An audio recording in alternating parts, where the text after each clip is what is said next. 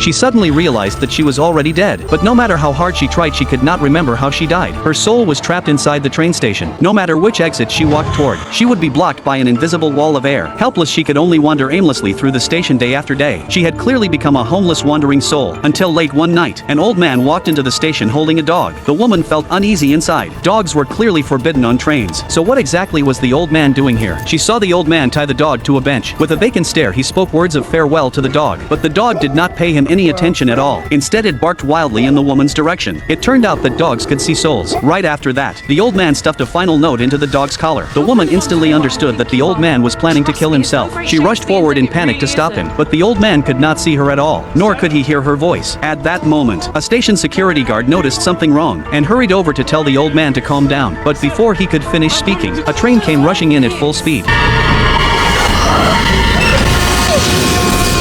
Afterward, the police received a report and rushed to the scene. They ultimately confirmed that the old man had died. In the blink of an eye, it was the next day. The station was still crowded with people coming and going, as if last night's tragedy had never happened. The woman was still the same as always, wandering around the station. But when she passed by a window, she suddenly saw the old man who died last night, standing among the crowd. She instantly understood that the old man had also become a soul. She hurried over to greet him. This time the old man really could see her. The woman told the old man that they were both souls now, both trapped inside this station. She asked if he still remembered anything from when he was alive, because not only had she lost all her memories, she could not even remember her own name. But the old man did not want to deal with her at all, and walked straight toward the arriving train.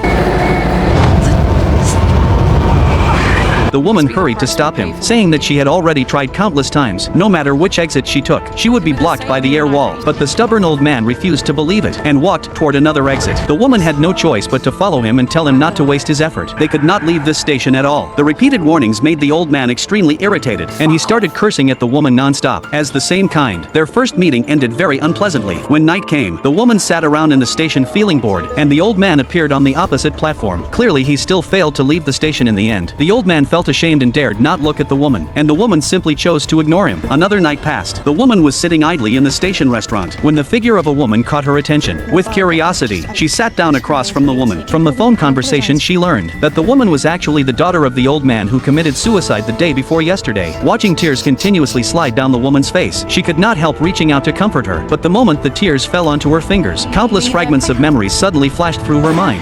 Wake up. Be there before the commencement. Where is the Lord? So proud of you, lady. Emotionally overwhelmed, she hurried out of the restaurant. My name is Lisa. I was a teacher. I had a family. Why would I take my own life?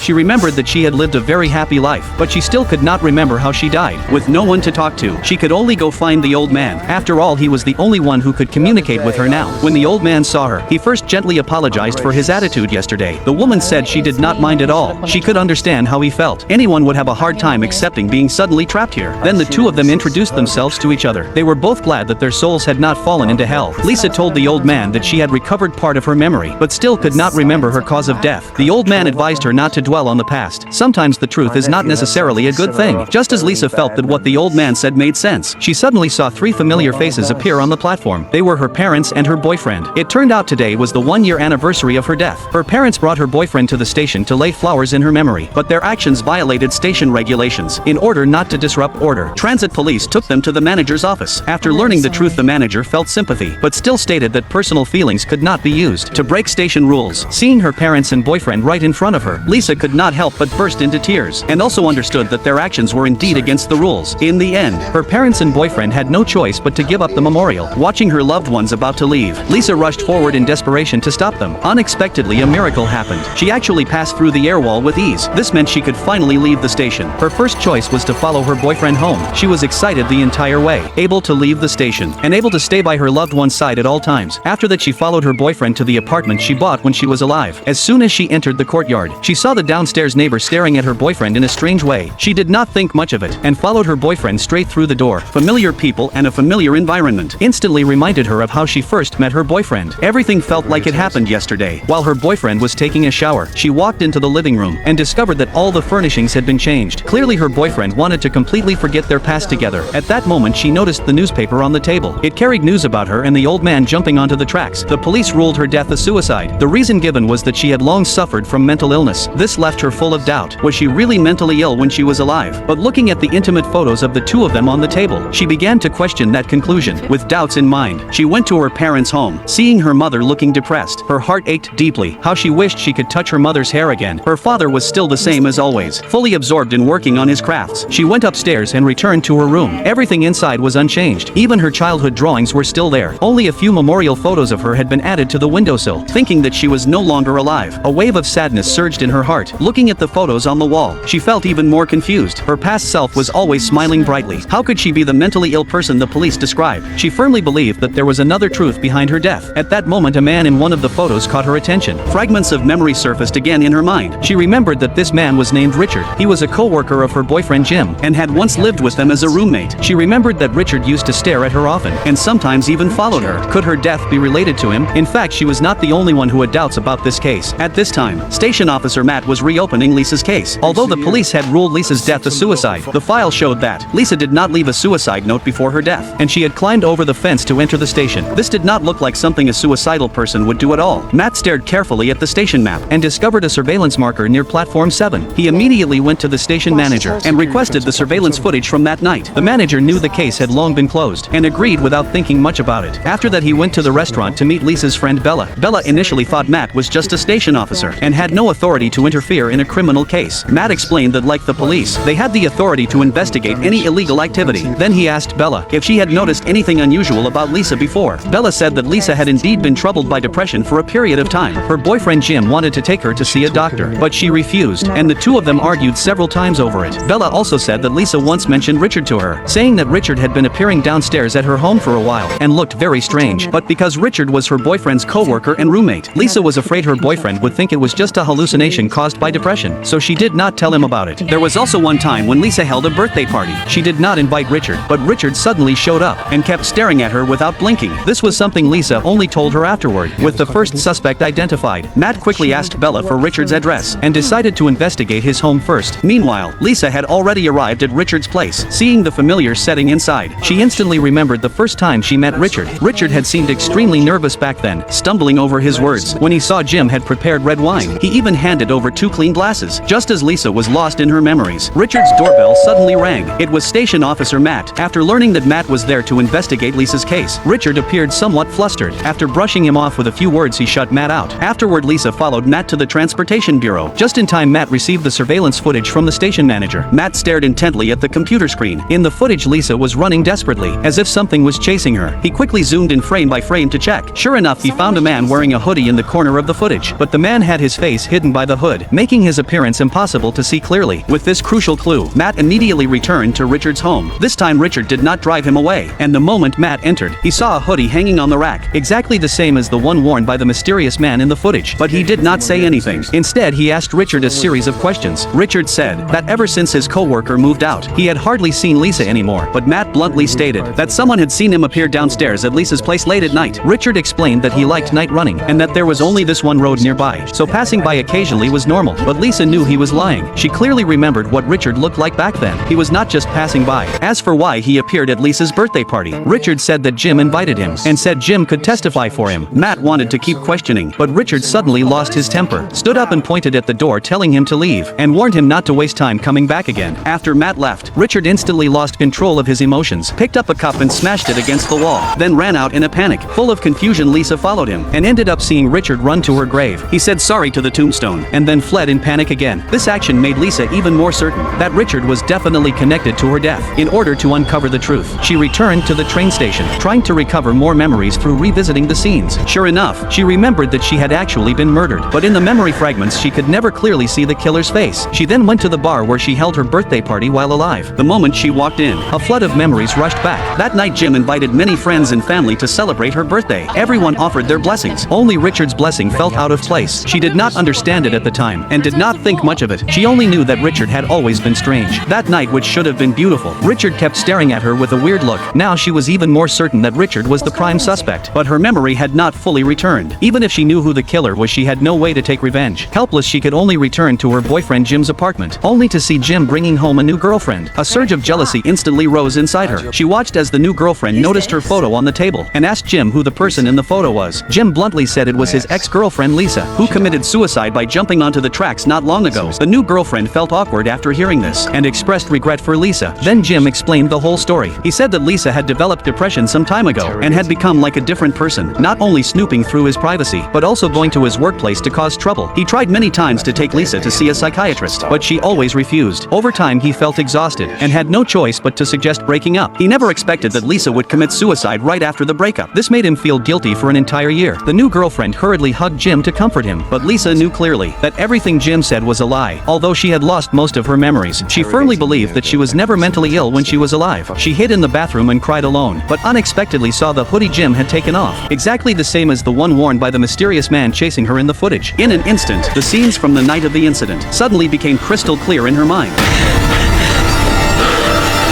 At that moment, she finally realized that from beginning to end she had been living inside a trap carefully designed by Jim. Time went back to the past. She met Jim at the hospital. Jim was a handsome surgeon, gentle and considerate toward others. On the day she was discharged, they exchanged contact information. After just one dinner together, they quickly fell in love. The next day, she accidentally saw an intimate photo of Jim with another woman. She curiously questioned him about it. Jim calmly admitted that it was his ex-girlfriend Helen, and said that they used to get along well. But later he discovered that Helen was extremely possessive, not only obsessively checking his privacy, but also causing trouble at the hospital where he worked. He wanted to take Helen to see a psychiatrist, but she always refused. Left with no choice, he had to painfully break up with her. After saying that, he threw the photo into the trash, right in front of Lisa. Seeing this, Lisa completely lowered her guard. She thought she had found true love, and soon introduced Jim to her parents. Her parents also thought highly of this future son-in-law. Considering that Jim living with co-worker Richard was inconvenient, she suggested that Jim move into her apartment to live together. On the day of the move, Richard also came to help. While Jim was away for a moment, Richard secretly told her to take care of herself. At the time, she did not understand the meaning of those words at all. Only now, after recovering her memories, did she realize that Richard was hinting that Jim was dangerous. But Richard had an introverted personality and did not know how to speak up, so he could only secretly warn her in this strange way. She also remembered that not long after Jim moved in, he suddenly pulled out a brand new property contract, saying he wanted to add his name to the property deed. The reason was to share the mortgage burden and make himself feel more at ease living there. Otherwise, he always felt like an outsider. Lisa hesitated, saying that the down payment for the apartment was paid by her parents, so she needed to discuss it with them first. Jim's expression changed instantly after hearing this. He immediately took the contract back and mocked himself, saying he had thought too simply. After all, they had not been together for very long. Lisa wanted to explain, but Jim did not listen at all, saying they should just pretend this never happened, and the matter was dropped. Not long after, Lisa received an opportunity for promotion. It was an important position personally appointed by the principal. She was full of joy and wanted to share the good news with Jim, but unexpectedly she was hit with cold water. Jim clearly stated that he did not want her to be promoted. The reason was that after promotion the workload would increase, the pressure would grow, it would reduce the time they spent together, and harm their quality of life. Over time, their relationship would definitely have problems. Jim also said that he himself had recently turned down many promotion opportunities. He just had not told her, because he only wanted to live a stable and simple life with Lisa. As long as they had food and clothing, they would be happy. There was no need to spend all their time on work. Lisa was left speechless by his words, and even began to doubt whether she was being too selfish. In the end, in order to stabilize the relationship, she painfully gave up this rare promotion opportunity. After hearing the news, Jim was overjoyed, and even emphasized that he did not force her, that it was Lisa's own willing choice. To comfort Lisa's sense of loss, Jim held a grand birthday party for her at a bar, and invited many friends and family, saying it was to make up for her regret of giving up the promotion. During the party, Richard took the chance while making a toast to try to warn Lisa again, but his introverted personality made his words incoherent. Lisa still did not take it seriously. In the middle of the party, her best friend Anna pulled Lisa into the bathroom and seriously told her that Jim had serious character problems. Anna said she brought her cousin to the party that day, and her cousin recognized Jim at a glance. They had once worked at the same hospital. Back then, Jim aggressively pursued her cousin, and after being rejected, he deliberately caused trouble for her at work, leaving her cousin unable to stay and forcing her to quit. What was most critical was that this had happened not long ago. Lisa could not believe it at all, blinded by love. She even suspected Anna of being jealous that she found a good boyfriend. In the end, she simply cut ties with Anna, and they parted on bad terms. After the party ended, Lisa told Jim what Anna had had said, but Jim remained unusually calm. He twisted the truth and said that in reality Anna's cousin had been pursuing him, and after being rejected she quit out of resentment, and was now deliberately having Anna smear him. After a heartfelt defense, Lisa once again chose to believe Jim, and even said that such a best friend was not worth keeping. But late at night, Lisa woke up and found Jim not in bed. She walked into the living room in confusion, and unexpectedly saw Jim secretly crying on the sofa. She hurried over to ask what was wrong. Only then did Jim say with grievance that he hated himself for ruining her friendship with Anna, and was even more afraid of making her suffer in the future. Seeing Jim so full of self-blame, Lisa felt deeply pained for him. To reassure Jim, she directly took out the property contract from the drawer and signed her name without hesitation. Jim was extremely moved and immediately signed it as well. But ever since the contract was signed, Jim seemed to become a different person. He would lose his temper at the slightest thing and often hide near the door talking to other women on the phone. Lisa questioned who was on the other end. Jim only said it was work-related conversations with co-workers. As he spoke, he became inexplicably irritable and even blamed Lisa for doubting him. During an argument, Jim directly grabbed Lisa by the neck and pinned her against the wall. Seeing Lisa about to suffocate, he finally let go. Panicked Lisa immediately ran to her parents' building, but fearing her parents would worry, she ultimately turned around and left. She wandered helplessly in a park when a policewoman's voice suddenly came from behind. It turned out Jim had called the police. Jim lied to the police, claiming that Lisa suffered from depression and asked for help finding her. When he saw Lisa return, Jim instantly switched to a worried expression, putting on the image of a devoted boyfriend in front of the police. After returning home, Lisa issued a harsh warning, saying she was not as weak as his previous girlfriends and that she could choose to break up at any time. As soon as Jim heard this, he immediately knelt down to apologize, saying that the one who lost his temper earlier was not the real him, that work pressure recently had caused emotional loss of control, and that if Lisa broke up with him he would not be able to live. These emotional words once again moved Lisa, but once cracks appear in a relationship, they can never truly be healed. The next day Lisa went to Anna to apologize, but Anna was already completely heartbroken, unable to forgive her for abandoning years of friendship for a man. When Lisa returned home, she realized that she had no one left to talk to. She could only contact her father and arrange to meet at a cafe, but just after they sat down, Jim suddenly walked in. He lied, saying it was just a coincidence, but the coincidence was far too deliberate. That night while Jim was asleep, Lisa secretly took his laptop and hid in the bathroom, only to discover that her phone had been installed with surveillance software by Jim. Unable to tolerate it anymore, Lisa woke Jim up and started packing his luggage, telling him to get out. At first Jim pretended to be aggrieved, saying he did all this because he cared too much about her, but Lisa had completely seen through his true nature and firmly insisted on kicking him out. Seeing this, Jim stopped pretending and bluntly stated that he owned half of the apartment. Lisa did not care at all, saying she would rather spend more money to redeem the house. This sentence completely enraged Jim. He once again viciously grabbed Lisa by the neck. Lisa struggled desperately, kicked him away with one foot, and then ran out of the house at full speed. Jim chased after her. The two staged a life and death chase in the streets. In the end, Lisa was blocked by the station fence, with nowhere left to go. She could only choose to climb over the fence to protect herself.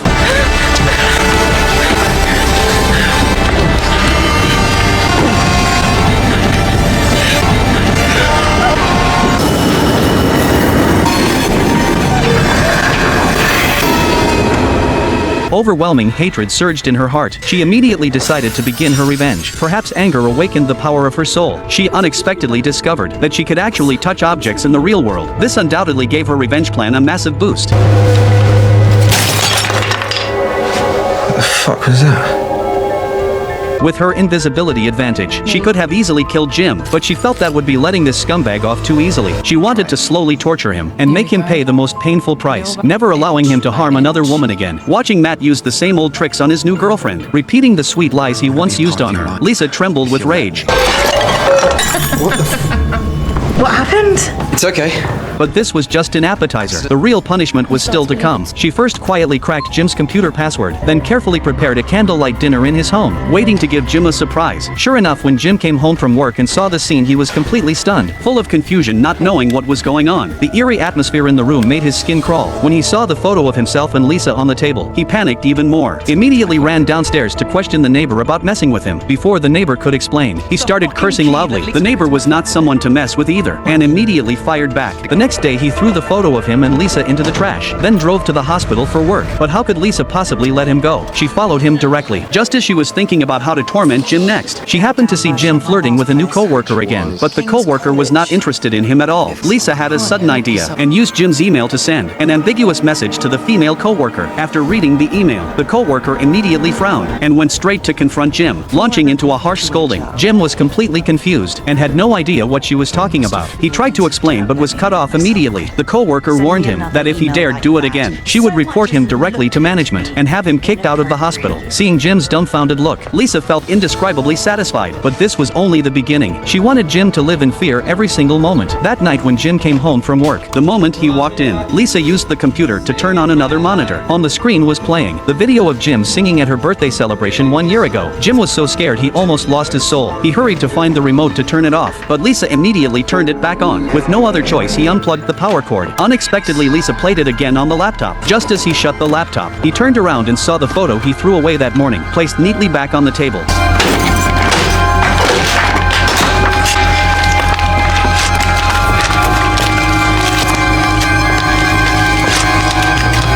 What the fuck is going on?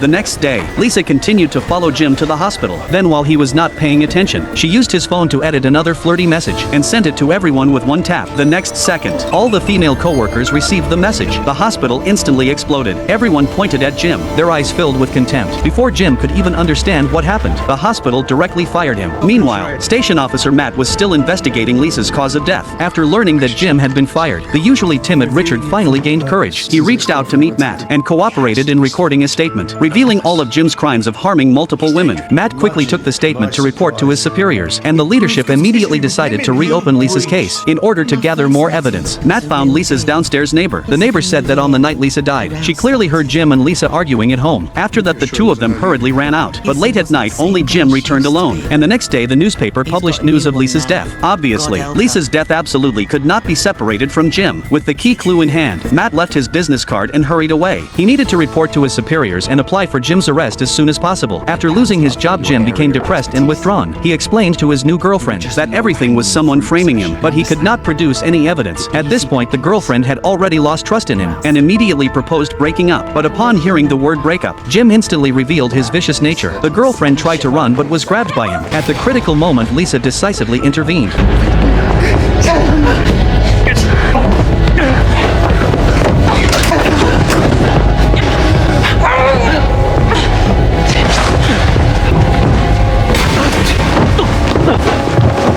Her voice echoed throughout the entire room. Jim was so scared he thought he was hallucinating and fled the house in panic, but Lisa teleported and followed him. Seeing Jim's crazed and bizarre behavior, the neighbor immediately called Matt and reported the situation. At this point, Jim was completely terrified, convinced that Lisa's soul had come back for revenge. He ran wildly through the streets, but no matter how he ran, Lisa's voice was like a curse, echoing in his ears. Without realizing it, he ran to the station where Lisa died. Then he mustered the courage to climb over the fence. The staff hurried to tell him to leave the tracks, but when Jim turned around, he saw Lisa's soul and instantly collapsed to the ground in terror. The train drew closer and closer, and he jumped onto the tracks without hesitation. At the critical moment, Lisa stepped in and saved his life. It turned out Lisa never intended to kill him. Kind-hearted even after being murdered, she was unwilling to take another person's life with her own hands. In the end, Jim was sent to a psychiatric hospital due to schizophrenia, and Lisa returned to the station that had trapped her for a year. After saying goodbye to the old man who was also trapped there, she boarded the train for the first time, heading toward an unknown distant future, beginning her own new life.